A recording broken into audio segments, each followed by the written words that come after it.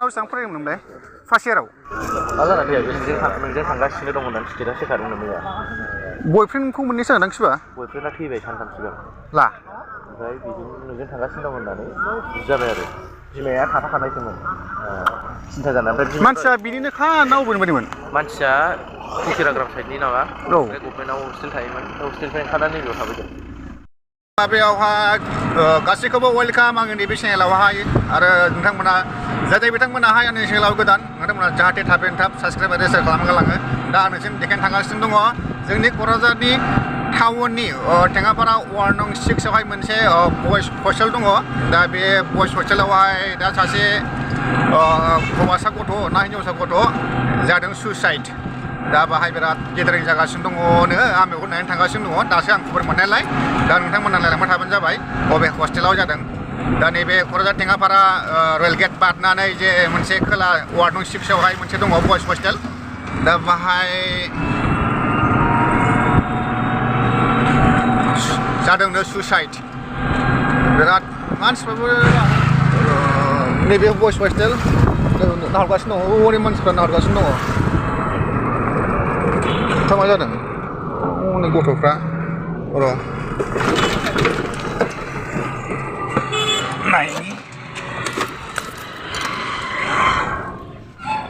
नायनोसै ओमफ्राय मा जामारदों बिराद गेदारिं जादों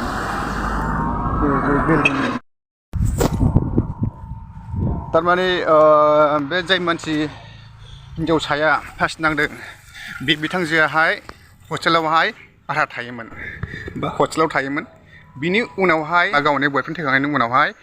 बे गथ'सायाहाय बबेबा मोनसे दाबसे मोनसे खनायावहाय रुम भारा थाफैदों ओमफ्राय बियो फेसबुकआव बा मायावबा स्टेटास होनानै दोनखादों ना मानो आंबो थांगासिनो दं नोंजों लोगोसे होननानै बियो स्टेटासआव होनानै लाखादों आरोखि ना दा है मोजां मोनलायनाया बेनो बेफोरनो दा बिमा बिफानि दुखु ससेखौ आं बुंला ओमफ्राय आं माथो एसेबां गोलाव बुंनो सानदोंब्रा आं इसेबां गोलाव आं फोरमायला खोन्थाला आरो बुंला गथ'आ बांद्राय बैसोनि नङामोन फार्स्ट क'क्राझार गभर्नमेन्ट कलेजावहाय बियो फार्स्ट इयाराव फरायोमोन दा गावनि बयफ्रेन्डखौ मोनैनि बियो गावनि गोदोनाखौ बियो बिफाङावहाय मोनसे आदुमब्रा बिफाङावहाय बियो जोमग्रा बेजोंहाय आदुमब्रा बिफां फिसायावहाय बियो जोमग्राजोंहाय गावनि गोदोनाखौहाय बा गावखौनो गाव आलायना लादों स' नोंथांमोना भिडिअखौ नायलांबाय थाबानो जाबाय दा गथ'आ बयफ्रेन्डखौ मोनैनि थाखाय बा गावनि गोसोथोनायखौ मोनैनि थाखाय बियो गावखौनो गाव आलायना लादों आरो बयफ्रेन्डआबो गावनि बेमारजोंबा माजोंबा थैदों होननानै खौराङा मिथिनो मोन्दों आरो दा गावबो सानथामनि सिगां थैदों नामा बयफ्रेन्डआ ओमफ्राय नै दा स्टेटासआव होना लानाय बादिब्ला मैया होदोंमोन नामा गावनि स्टेटासआवहाय आंबो थांगासिनो दं नोंजोंहाय होननानै ओमफ्राय नै दा गावनो दिनैहाय आलायना लाबाय स' साबसक्राइब लाइक खालामनो दाबाव नैबे आंनि फिसा चेनेलखौहाय स' बाय बाय टेक केयार आरो रावबो बिदा जा अके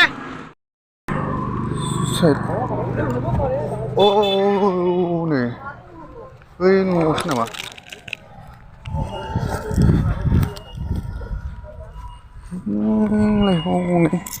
पुलिसफोरबो दङ मा जादों आलायदोंब्रा थांदो आलायदों आं बोख्लायनोसै र' गाखोनानै हा हैया मिला सोरबा सिख्लाखौ मोनाखै दां ओंखायनो हैया मिला खालामदों हा सिख्लाखासो होमबालाय हौवाखौ मोनाखै बियो ओंखायनो आलायदों नंगौनो ओंखायनो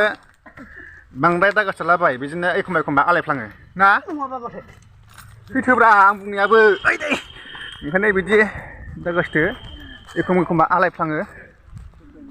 बोख्लायबाय हा मा बिसोर खेबनो होआखै नामा केमेराखौलाय हा खेबनो होदों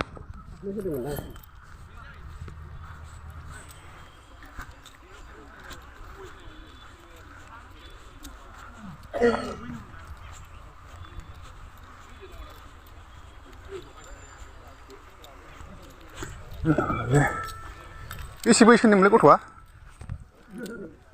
ब्र' बेसे बैसोनि गथ'आलाय ओइसिस पासआवसो फरायो ला थोद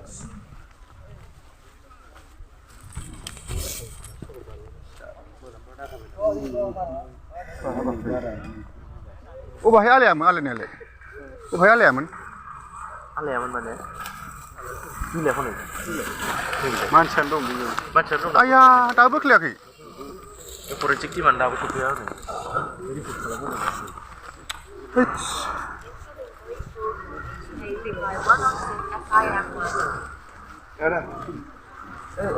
जालालै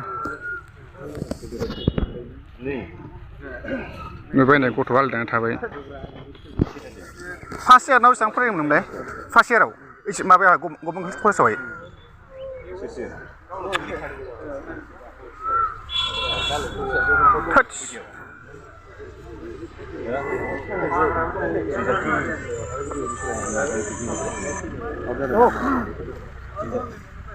जालालै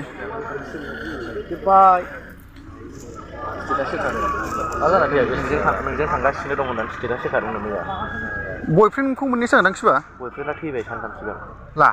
ओमफ्राय बिजों नोंजों थांगासिनो दं होननानै बुजाबाय आरो बिमाया थाफाखानायसोमोन सिन्था जानाय ओमफ्राय मानसिया बिनिनोखा ना अबेनिमोन मानसिया कुकिराग्राम साइडनि नामा औ ओमफ्राय गभर्नमेन्टआव हस्टेल थायोमोन हस्टेलनिफ्राय ओंखारनानै नैबेयाव थाफैदों औ औ माबा भारा बारा थाफैदों बिमायानो दहाय फुङावसो थांखादों बिमा थांबायबो आया दसे जादों फुङावसो अ माइ गड फुङावसो जादों होनबा सान सोरांनानैसो थोदस आरो बे बिफांखौबो बिदि जागोन आरो मारै मिथिगौ ना बोरै बायबाथाय जारलालै ओमफ्राय बिनि बयफ्रेन्डआबो मा फार्स्टना थैखादों ना मादों ना एक्सिडेन्ट नङा दां बेमारफोर जानानै थैदों खोमा बेमारजों माय गड दा मानसिया फकिरा साइडमोन ना मा होनो दा बिनि बयफ्रेन्डआ बेमारजों बा माबा मोनसे जानानै थैदों नामा ओमफ्राय बिमायाबो मैयासिमहालागै बा दहाय मैयासिमहालागै दंमोन नामा ओमफ्राय दहाय फुङावसो मानसियाहाय फासि नांनाय दा बिदिनो जायो बयफ्रेन्ड आरो गार्लफ्रेन्ड लायोब्ला मोनसे प्रब्लेमा बे बुस्थुआ मालाबो जोबनो थाङा ओंखायनो जाय बिथांमोना जेसेबां फरायगासिनो दं मोजाङै फरायबाय था जाहाथे फरायफुनाय समावहाय गार्लफ्रेन्ड आरो बयफ्रेन्ड लाया जाहाथे बिदि लायोब्ला नोंनि थांखि बा नोंनि नाजानायाहाय सर्ट टाइम जाय बिथांमोना गार्लफ्रेन्ड आरो बयफ्रेन्ड लायालासिनो मोजाङै फरायदों बिथांमोना गावबा गावनि साननायखौहाय बा गावबा गावनि थांखिखौहाय सुफुंनो हादों थिग बेबादिनो जायो दा नै दिनै सासे बाहाय आलायलायबाय आरो गाबोनहाय गुबुन सासे अफायबा आलायहैलायगोनलाय दा गासैखौबो आंनि नैबे चेनेल माबानिफ्राय भिडिअनिफ्राय गासैखौबो फोरमायहरो जे जाहाथे नोंथांमोना गार्लफ्रेन्ड आरो बयफ्रेन्ड लानायखौहाय दोनथ' सिगांग्रो गावबा गावनि थांखि बा गावबा गावनि फरायनायखौहाय फुरा खालामग्रो बाय बाय आंनि भिडिअआ बावनो एसेनोसै आरो जाय बिथांमोना आंनि चेनेलाव फैदों गासैखौबो साबस्क्राइब आरो शेयार खालामनो थाखाय फोरमायहरबाय